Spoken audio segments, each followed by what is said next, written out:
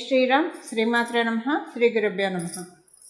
2024 సంవత్సరం జూలై మాసం 13వ తారీఖు నుంచి 2024 ఆగస్టు 26వ తారీఖు వరకు కూడా ఖగోళంలో ఒక ప్రత్యేకాంశం చోటు చేసుకుంటుంది.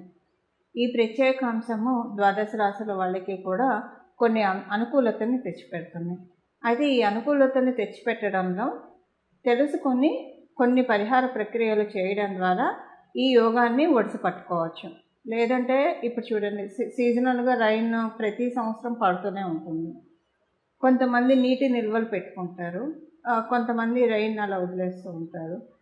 సో ఇలాగా నీటి నిల్వలు పెట్టుకునే వాళ్ళకి ఎప్పుడైనా మధ్యలో స్కేర్సిటీ వచ్చినా స్కేర్సిటీ నుంచి తప్పించుకోవడానికి ఉపయోగపడుతుంది. అలాగే ఖగోళంలో కూడా ఉన్న యోగాలు ఎవరి జన్మ జాతకంలో అయినా యోగం ఉంటే ఈ యోగాలు వచ్చినప్పుడు వాటిని ఒడిసి పట్టుకుంటే అవి ఇంకా మంచి ఫలితాన్ని, రెట్టింపు ఫలితాన్ని ఇస్తుంది. సపోజ్ ఖగోళంలో సూచించే యోగం వాళ్ళ జన్మకుండలిలో లేదే అనుకోండి, అప్పుడు నైరాశ్యం చెందకుండా ఖగోళంలో ఇలాంటి యోగాలు మనకి సంవత్సరానికి ఒకసారి వస్తూ ఉంటాయి.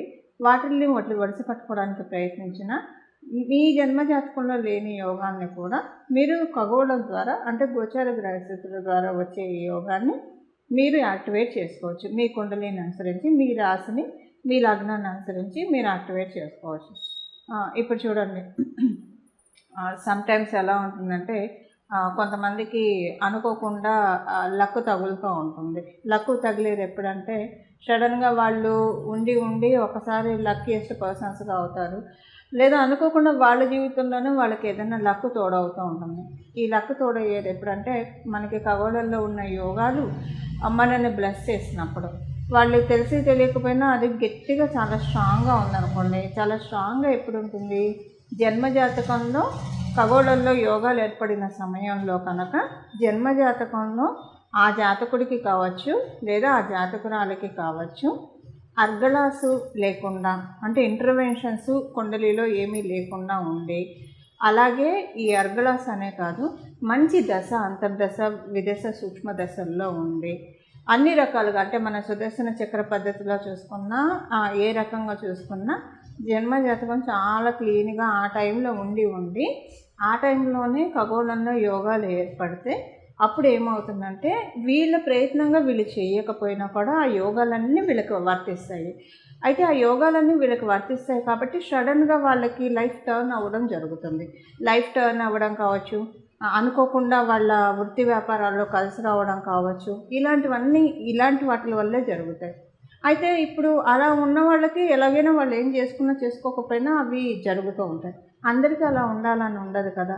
అందరికీ అలా చేసుకోవాలంటే వాటి కోసం ప్రత్యేకమైన పరిహారాలు చేసుకోవాలి. చేసుకుంటే కనుక ఖగోళంలో వచ్చేది పూర్తిగా మన జన్మజాతకంలో లేకపోతే కనుక పూర్తిగా కాకపోయినా కొంతవరకు ఒడిసి పట్టుకోవడానికి డెఫినెట్గా ఛాన్సెస్ ఉంటుంది. అంటే 100% యోగాన్ని మనం మెజర్ చేస్తే కనుక ఆ 100% యోగంలో అట్లీస్ట్ ఒక 60% యోగాన్ని డ్రా చేసుకోవడానికి అవకాశం కలిగిస్తూ ఉంటుంది. ఇప్పుడు మనకి సపోజ్ అంటే ఎవరైనా చాలామంది అన్నిటి కోసం ప్రయత్నిస్తూ ఉంటారు, కష్టపడుతూ ఉంటారు లైఫ్లో. కానీ కొంతమంది కష్టపడకుండా లక్ని ఎంజాయ్ చేస్తూ ఉంటారు. కొంతమంది కష్టపడి లక్ని ఎంజాయ్ చేస్తారు. కొంతమంది ఎంత కష్టపడ్డా కూడా వాళ్ళకి లక్ ఫేవర్ చేయదు. ఇలా లక్ ఫేవర్ చేయాలంటే ఇలాంటి యోగాల్ని మనం ఒడిసి పట్టుకోవాలి. అసలు ఏంటి ఆ యోగము, ద్వాదశ రాశుల వాళ్ళకి ఎలాంటి ఇంపాక్ట్ ఉంటుంది, అసలు ఈ యోగము ఉంటే ఎలా ఉంటుంది, ఇది నేను మొత్తం కూడా మీకు చక్కగా వివరిస్తాను. ఆ యోగం పేరు గురుమంగళ యోగం. ఈ గురుమంగళ యోగం మనకి ఇప్పుడు నేను చెప్పిన తేదీల్లో, అంటే 2024 నుంచి 2024 జూలై మాసం 13వ తారీఖు నుంచి 2024 ఆగస్టు 26వ తారీఖు వరకు కూడా ఈ యోగం ఖగోళంలో చోటు చేసుకోబోతుంది. ఈ ఖగోళంలో చోటు చేసుకునే యోగం కాబట్టి వీటిని మీ జన్మజాతకంలో ఉన్నా లేకపోయినా యాక్టివేట్ చేసుకోవచ్చు. అంటే ఇది అందరికీ అప్లికేబిలిటీ ఉంటుంది. ఇప్పుడు చూడండి, కొన్నిసార్లు గవర్నమెంట్ కొన్ని పథకాలు ఇస్తుంది. సో ఆ స్ట్రీమ్లోకి వచ్చిన వాళ్ళందరూ కూడా దానికి ఎలిజిబుల్ అవుతారు. అది వాళ్ళకి బఫర్ అమౌంట్ కదా. అలాగా అప్పుడప్పుడు ఖగోళంలో ఇలాంటి యోగాలు వస్తే వాటిని మనం ఒడిసి పట్టుకోవాలి. ఈ గురుమంగళ యోగం ఏంటి అంటే, ఎప్పుడైనా సరే మనకి మంగళ్ళు మన జీవితంలో ఏదైనా ఇనిషియేషన్ తీసుకోవడానికి, అంటే ఆదిలోనే హంసపాది కాకుండా ఉండడానికి ఏదైనా ఒక మంచి నిర్ణయం తీసుకున్నప్పుడు, మన జీవితాన్ని ఉద్ధరించే నిర్ణయం తీసుకున్నప్పుడు, మన లైఫ్ బాగా స్పీడ్గా వెళ్ళడానికి, స్పీడ్గా అంటే వృత్తిపరంగా ర్యాపిడ్ గ్రోత్ రావడానికి, ఇలాంటివి రావాలంటే కొన్ని మనలో కరేజ్ ఉండాలి, మనలో డ్రైవ్ ఉండాలి. ఇలాంటివన్నీ ఉంటే కనుక చక్కగా విల్ పవర్ తోటి మనం పనులన్నీ చేసుకొని వెళ్ళగలుగుతాం. ఎలాంటి ఆటంకాలు వచ్చినా కూడా వాటిని అధిగమించుకుంటూ వెళ్తారు.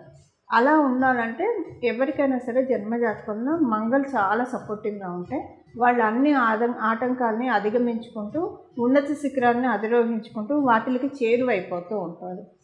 ఇప్పుడు అందులో మంగళకి గురుదేవుడు కనుక తోడైతే కనుక చాలా బాగా ఉంటుంది. దీనికి బెటర్ ఎగ్జాంపుల్ చెప్పాలంటే ఆంజనేయ స్వామి వారిని చెప్పాలి. మంగళ ఎప్పుడైనా సరే గురు భగవానుడు కంట్రోల్లో ఉంటే చాలా మంచిది. లేకపోతే కనుక మంగళ బాగా ఉన్నా, ఒక్కొక్కసారి విపరీతంగా ఉన్నా కూడా అగ్రెసివ్ డెసిషన్స్ వల్ల కూడా జాతకురాలు కావచ్చు, జాతకుడు కావచ్చు ఇబ్బందులు పాలవుతారు. అంటే ఆలోచన ఉండదు, చేసుకుని వెళ్ళిపోతూనే ఉంటారు. సో ఒక్కొక్కసారి అవి రివర్ట్ అయ్యి ఇబ్బందులు కూడా పడుతూ ఉంటారు. అందుకని ఎప్పుడైనా సరే మంగళకి గురు భగవానుడు తోడై ఉంటే కనుక చాలా అంటే తీసుకునే నిర్ణయాలు కరెక్ట్గా నిర్ణయాలు తీసుకొని వస్తారు. దీనికి పురాణాల్లో మనం చెప్పాలంటే మనందరికి ఇష్టమైన దైవము హనుమంతుడిని చెప్పాలి. హనుమంతుడు అంటే ఆయనకున్న శక్తికి గురుబలం తోడై ఉండడం వల్ల గురుమంగళ యోగం ఆయనకి చక్కగా ఆప్ట్ అని చెప్పచ్చు. అంటే దేవీ దేవతలకి అంటే మనం ఒక మీకు అర్థం అవ్వడం కోసం నేను హనుమంతుడిని చెప్తున్నాను. ఇప్పుడు హనుమంతుడు మహాశక్తివంతుడు, అతి బలవంతుడు, వాయువేగంతో క్షణంలో ఎక్కడి నుంచి ఎక్కడికైనా వెళ్ళగలడు. లంకను కూడా ఆయన దాటి వెళ్ళిపోయాడు, సముద్రాన్ని దాటి వెళ్ళాడు. ఆయన ఏదైనా చేయగలిగే సమర్థుడు. కానీ ఆ సమర్థతకి ఆయనకి గురుబలం కూడా ఉండడం వల్ల ఎక్కడ ఎలా మెసలాలి, ఎవరితోటి ఎలా మాట్లాడాలి, ఎవరితోటి సంధి ఎలా కుదర్చాలి, రాజీ ఎలా కుదర్చాలి, ఏ సమయంలో మాట్లాడాల్సి వచ్చినప్పుడు ఎలా మాట్లాడాలి, ఇవన్నీ కూడా మనం పరాశర సంహితలో ఉన్న హనుమద్ వైభవం చూస్తే కనుక చాలా సుస్పష్టంగా మనకు తెలుస్తాయి. అసలు ఒక మనిషి ఎలా బతకాలో మనం హనుమంతుడిని చూసి చాలా చక్కగా నేర్చుకోవచ్చు. అంటే మనకు ఒక ఇండెక్స్, మన లైఫ్కి ఒక ఇండెక్స్ ఏదైనా ఉందంటే అది ఖచ్చితంగా హనుమంతుడు అని చెప్పడంలో ఏమాత్రం సందేహం లేదు. ఇలాంటి ఇండెక్స్ మనకి గురుమంగళ యోగం వల్ల వస్తుంది. ఎప్పుడైనా మన ఇది సరిగ్గా ఆలోచిస్తే మన పనులు మనం చేసుకుంటూ వెళ్తే కనుక సక్సెస్ మనకి ఎప్పుడు కూడా అత్యంత చేరువలో ఉంటుంది. దాన్ని అంటే ఎన్ని ఆటంకాలు వచ్చినా వాటిని అధిగమించుకుంటూ మన ఉన్నత శిఖరాన్ని అధిరోహిస్తాము. ఎప్పుడైనా సరే మంగళకి ఒక్కొక్కసారి ఆలోచనలు అంటే ఒక్కొక్కసారి మనం తీసుకునే నిర్ణయాలకి గురు భగవానుడు తోడై ఉంటే కనుక అవి మనకి సజావుగా వెళ్తాయి. లేకపోతే ఆవేశపడాల్సిన చోట ఒక మాట అనాల్సిన చోట కామ్గా ఉంటే అది ప్రమాదమే. లేదు, ఎక్కడైతే కామ్గా ఉండాలో అక్కడ అనవసరంగా ఆవేశపడితే అది ప్రమాదమే. ఈ రెండింటిని మనకి సరిచేస్తాడు గురు భగవానుడు. అంటే ఎక్కడైతే ఆవేశం చూపించాలో, ఎక్కడైతే ఒక మాట మనం మాట్లాడకపోతే కొంచెం ఇబ్బందులు వస్తాయో అలాంటి చోట మనల్ని మాట్లాడేట్టు చేస్తారు. సో దట్ మనకి ఇబ్బందులు రాకుండా ఉంటాయి. అలాగే అన్ని వేళలా ఆవేశం మంచిది కాదు, అలాగే అన్ని వేళలా నిదానంగా ఉండడం కూడా మంచిది కాదు. ఈ రెండింటిని బ్యాలెన్స్ చేసుకోవాలి. అన్ని వేళలా ఆవేశపడితే వాళ్ళకి కొంచెం ఇబ్బందులు వస్తాయి లైఫ్లో. సో ఈ రెండింటిని బ్యాలెన్స్ చేసే యోగమే గురుమంగళ యోగం. ఈ గురుమంగళ యోగం ఎవరి జన్మజాతకంలో అయితే ఉంటుందో వాళ్ళకి బై బర్త్ వాళ్ళకు ఉంటే కనుక వాళ్ళలో మనం చాలా బ్యాలెన్స్డ్ నేచర్ చూస్తాము. ఇది గురుమంగళ యోగం ఎలా ఏర్పడుతుందంటే ఆ గురువు మరియు మంగళ వీళ్ళిద్దరు ఎవరి జన్మజాతకంలో అయితే కలిసి ఉంటారో వాళ్ళకి గురుమంగళ యోగం ఏర్పడుతుంది. అది కేంద్రాల్లో కోణాల్లో ఉంటే కనుక, అంటే చంద్రాత్తు కానీ లగ్నాత్తు కానీ కేంద్ర కోణాల్లో ఉంటే ఇంకా బాగా యోగిస్తుంది. ఒకవేళ అలా కాకుండా ఉపచయ హౌసెస్లో ఉన్నా లేకపోతే ఏ స్థానాల్లో ఉన్నా కూడా అవి అలా కూడా యోగిస్తుంది. ఉన్న స్థానానికి యోగం ఇస్తుంది. ఉదాహరణకి షష్ఠ స్థానాల్లో ఉందనుకోండి, వాళ్ళ లైఫ్లో కాంపిటేటివ్ స్పిరిట్ చాలా బాగా ఉంటుంది. వీళ్ళందరికీ గోల్స్ సెట్ చేస్తూ ఉంటారు. వీళ్ళు సక్సెస్లో ముందుకు దూసుకెళ్ళిపోతూ ఉంటారు. ఎవరి శత్రువులు లేకుండా సక్సెస్ని సంపాదించుకుంటారు. షష్ఠ స్థానంలో ఉంటాయి. షష్ఠ స్థానం మీద వాళ్ళ దృష్టి పడుతూ కూడా ఉన్నా కూడా అప్పుడు కూడా సక్సెస్ఫుల్ పీపుల్, ఈ అజాత శత్రువులుగా సక్సెస్ఫుల్ పీపుల్ ఉండేవాళ్ళు చాలామంది ఉంటారు. ఇప్పుడు మనం రతన్ టాటా గారిని తీసుకుంటే ఇలా చాలామంది మనకి లైఫ్ స్టోరీస్ మనకి తెలుసు కదా. కొంతమంది లైఫ్ స్టోరీస్ ఎలా ఉంటాయంటే వాళ్ళ సక్సెస్ని చూసి ప్రతి ఒక్కళ్ళు ఆశ్చర్యపోతారు, అడ్మైర్ చేసుకోవాలనుకుంటారు. అలా అడ్మైర్ చేసుకునే విధంగా సక్సెస్ని గురుమంగళ యోగం ప్రతి ఒక్కళ్ళకి కలిగిస్తుంది. ఉపచయ హౌసెస్లో ఉంటే అది చేసే అందులో ప్రత్యేకించి 6th హౌస్లో ఉంటే ఇలా చేస్తుంది. ఇప్పుడు అసలు ఈ యోగము ఏ రాశుల వాళ్ళకి, గోచారంలో వచ్చే యోగం ఏ రాశుల వాళ్ళకి ఎలాంటి ఫలితాన్ని ఇస్తుంది, ఒక 2-3 పాయింట్స్లో చెప్పుకుందాము. చేసుకోవాల్సిన రెమెడీ, ఏ రెమెడీ చేస్తే, ఏ పరిహారం చేసుకుంటే ఈ యోగం బాగా యాక్టివేట్ చేసుకోవచ్చు, ఇది కూడా మనం ధనుసు రాశి. ధనుసు రాశిలో పుట్టిన వాళ్ళు మీకు షష్ఠ స్థానంలో గురుమంగళ యోగం జరుగుతూ ఉంది.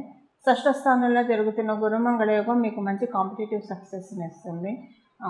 ప్రాపర్టీస్ వైజ్ కావచ్చు, ఏమన్నా ఇష్యూస్ ఉంటే లీగల్ ఇష్యూస్ కానీ, సోషల్ డిస్ప్యూట్స్ కానీ, ఇలాంటి వాటిల్లో అంతా సెటరైట్ అయ్యే సమయం ఈ గురుమంగళ యోగం మీకు ప్రసాదిస్తూ ఉంది. అలాగే మీరు ఏదైనా గవర్నమెంట్ ఉద్యోగం కోసం ప్రయత్నిస్తున్న, గవర్నమెంట్ ఎగ్జామ్స్ రాయడానికి కూడా ఇది చాలా శుభతరుణము. మంచి ప్రయాణాలు చేస్తారు. అంటే ఇప్పుడు ఏదైనా ముఖ్యమైన పని మీద ఎక్కడ మనం జనరల్ అంటే డే టు డే లైఫ్లో చేసే జర్నీలు కాకుండా ఒక్కోసారి కొన్ని జర్నీస్ చేస్తాం. కొన్ని ముఖ్యమైన పనుల మీద మనం జర్నీస్ చేస్తూ ఉంటాం. అలా ముఖ్యమైన పనుల మీద మీరు చేసే జర్నీస్ అన్నీ కూడా విజయవంతం అవుతాయి. మీరు చేపట్టే అంటే చాలా డ్రైవ్ ఉంటుంది మీలో. ఈ మాసం సెల్ఫ్ డ్రైవ్ చాలా బాగా ఉంటుంది. ఈ సెల్ఫ్ డ్రైవ్ వల్ల ఏది కూడా అదిలో హంసపాద అన్న మాట రానియకుండా ప్రతి పని కూడా విజయవంతంగా ముందుకు తీసుకెళ్ళగలుగుతారు మీ సమర్థతతోటి, మీ ఎఫిషియన్సీతోటి. అంటే ఇంకా ఎక్కువ ఏది ఆలోచించకుండా మీకు ఒక విషయం అర్థమవుతుంది. ఏదైనా ఒక పని చేయడానికి బాగా ఎక్కువ ఆలోచించడం కూడా తప్పు. పనిని అసలు ముందు మనం ఇంప్లిమెంట్ చేయాలి అన్న ఆలోచన మీకు వస్తుంది. ఆ ఆలోచనతో ఏంటంటే మీ పనులన్నీ కూడా మీరు ముందుకు తీసుకెళ్తారు. అంతకుముందు మీరు పెండింగ్లో పెట్టిన ప్రతి పని కూడా ముందుకు తీసుకెళ్తారు. మళ్ళీ అలాగా గుడ్డొచ్చి చేలో పడ్డట్టు కాకుండా చాలా ఫామ్గా వెళ్తారు. అంటే చాలా చక్కగా వెళ్తారు, డీసెంట్గా వెళ్తారు. అక్కడ మళ్ళీ మీకు ఇబ్బంది రాకుండా ఎలా ముందుకు తీసుకెళ్లాలో అలానే మీరు ముందుకు తీసుకెళ్తారు. తద్వారా చక్కటి విజయాన్ని మీరు కైవసం చేసుకోగలుగుతారు.